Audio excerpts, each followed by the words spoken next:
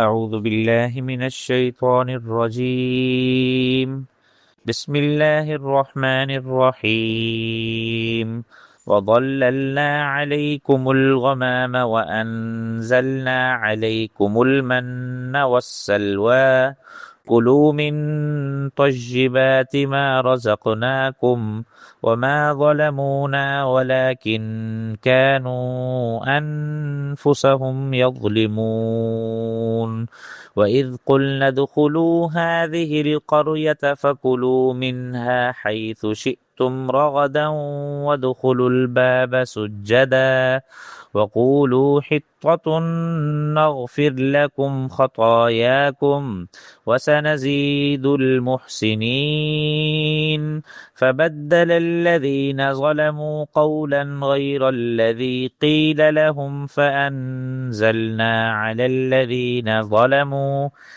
الذين ظلموا رجزا من السماء بما كانوا يفسقون۔ سورۃ البقرہ پارہ نمبر 1 آیت نمبر 57 اور 58 اور 59۔ اللہ رب العزت ارشاد فرما رہے ہیں وَظَلَّلْنَا عَلَيْكُمُ الْغَمَامَ وَأَنزَلْنَا عَلَيْكُمُ الْمَنَّ وَالسَّلْوَىٰ، اور ہم نے تم پر بادلوں کا سایہ کیا اور ہم نے تمہارے لیے من و سلوہ نازل کیا۔ کُلُوا مِن طَیِّبَاتِ مَا رَزَقْنَاکُم، جو کچھ ہم نے تم کو دیا اس میں سے پاکیزہ چیزیں کھاؤ۔ وَمَا ظَلَمُونَا وَلَٰكِن كَانُوا أَنفُسَهُمْ يَظْلِمُونَ، اور انہوں نے ہمارا کوئی نقصان نہیں کیا لیکن اپنے ہی جانوں کا نقصان کیا کرتے تھے۔ وَإِذْ قُلْنَا ادْخُلُوا هَٰذِهِ الْقَرْيَةَ فَكُلُوا مِنْهَا حَيْثُ شِئْتُمْ رَغَدًا وَادْخُلُوا الْبَابَ سُجَّدًا، اور جب ہم نے کہا کہ داخل ہو جاؤ اس بستی میں، سو کھاؤ اس میں سے جہاں سے خوب چاہو اچھی طرح، اور داخل ہو جاؤ دروازے سے جھکے ہوئے۔ وَقُولُوا حِطَّةٌ نَغْفِرْ لَكُمْ خَطَايَاكُمْ، اور یوں کہو کہ ہم گناہوں کی بخشش کا سوال کرتے ہیں۔ وَسَنَزِيدُ الْمُحْسِنِينَ، ہم تمہاری خطائیں بخش دیں گے اور نیک کاروں کو اور زیادہ دیں گے۔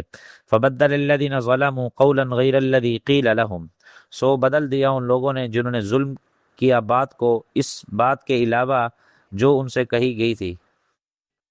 فانزلنا علی الذین ظلموا، سو ہم نے نازل کیا ان لوگوں پر آسمان سے عذاب جنہوں نے ظلم کیا، رجزا من السماء بما كانوا یفسقون، جس کی وجہ سے وہ نافرمانی کرتے تھے۔ آیت نمبر 57 کا خلاصہ یہ ہے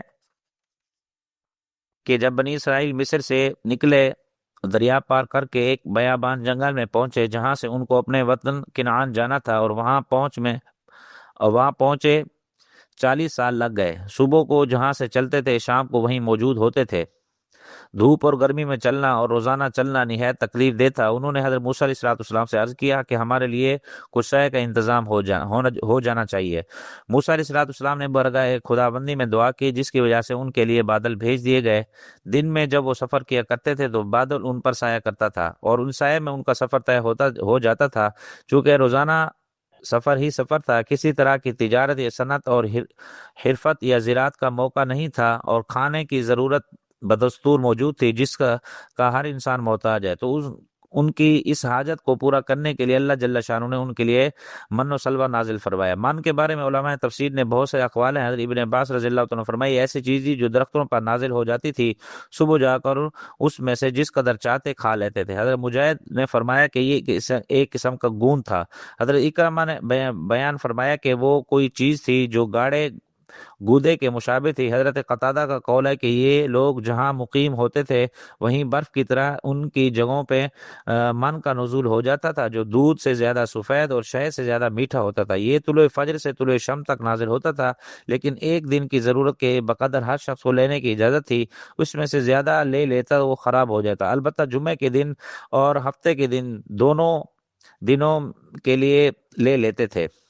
حضور اقدس صلی اللہ علیہ وسلم نے ارشاد فرمایا اجوا مدینہ منورہ کی کھجوروں کی ایک قسم ہے، جنت سے ہے، اور اس میں زہر سے شفا ہے، اور کھمبی من ہے، اور اس کا پانی آنکھوں کے لیے شفا ہے۔ اس سے معلوم ہوتا ہے یہ جو کھمبی کبھی کبھی زمین پر نظر آ جاتی ہے یہ اس من کا بقی ہے جو بنی اسرائیل پر نازل ہوا تھا۔ راوی حدیث حضرت ابو ہریرہ رضی اللہ عنہ بیان فرماتے ہیں میری ایک باندھی چندی تھی، میں نے کھمبی کا پانی لے کر اس کی آنکھ میں ڈالا تو وہ ٹھیک ہو گئی۔ سلوا یہ کیا چیز ہے؟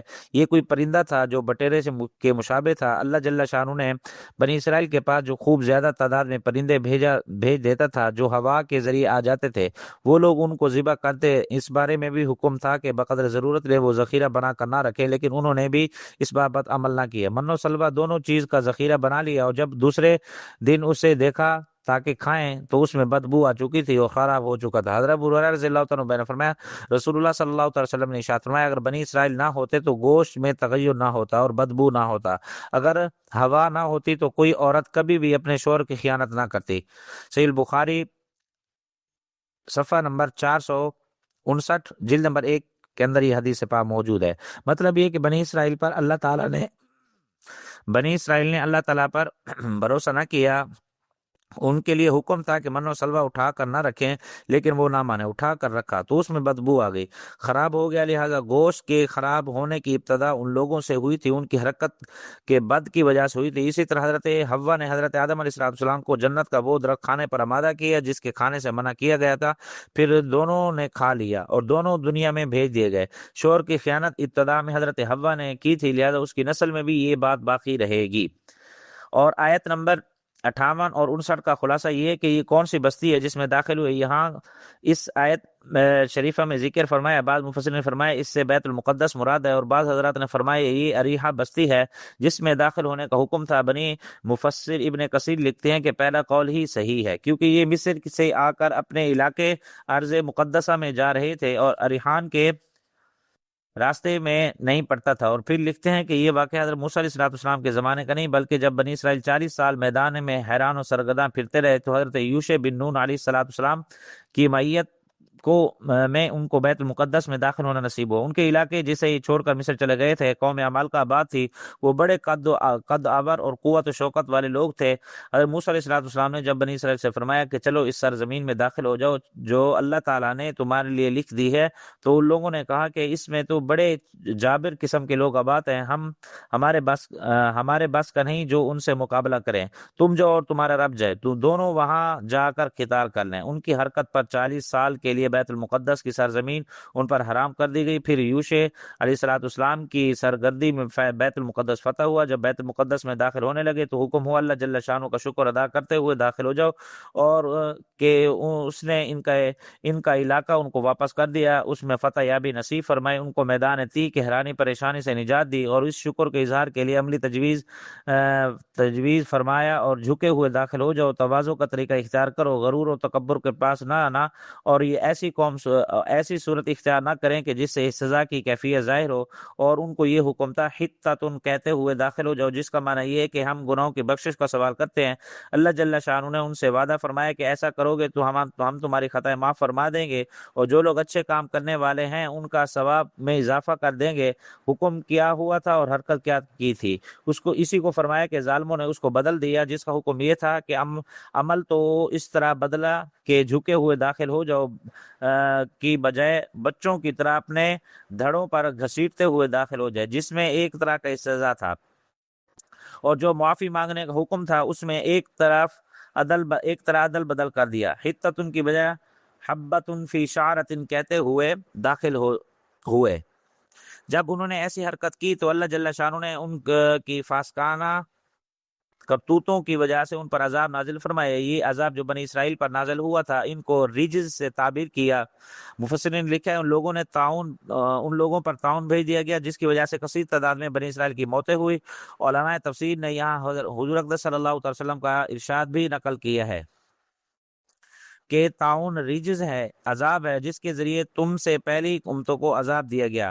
معلم تنظیر میں لکھا ہے کہ طاعون کی وجہ سے بنی اسرائیل کے 70,000 آدمی ایک ہی ساتھ میں ہلاک ہو گئے۔ مومن بندوں کو ہر حال میں اپنے خالق اور مالک کی طرف متوجہ رہنا چاہیے۔ جب اللہ جل شانہ فتح اور کامرانی دے تو خصوصیت کے ساتھ اللہ جل شانہ کی طرف متوجہ ہوں، عاجزی کو اختیار کریں۔ سید عالم صلی اللہ علیہ وسلم فتح مکہ کے دن مکہ معظمہ میں خشوع خضوع کے ساتھ داخل ہوئے۔